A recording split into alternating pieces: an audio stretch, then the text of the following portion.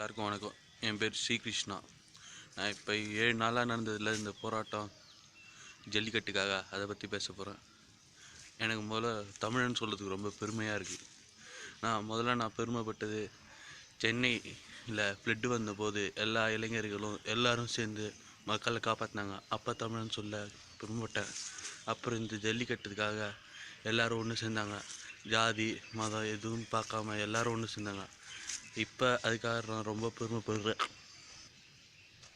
நானும் இந்த போராட்டத்தில் கலந்தேன்னு சொல்லிக்க எனக்கு ரொம்ப பெருமையாக இருக்குது.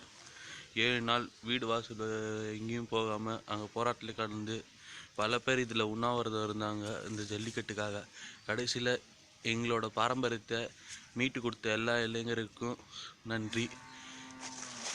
அப்புறம் அரசியல்வாதிகள் யாரும் தலையிடாமல் இது நம்மளால செய்ய முடியும்னு நினச்ச எல்லா இளைஞருக்கும் ஒரு நன்றி. அப்புறம் இந்த 6 நாட்கள் போலீஸு எந்த ஒரு அடிதடி இல்லாமல் எங்களை பார்த்துன்றதுக்காக போலீஸ்க்கு ஒரு நன்றி.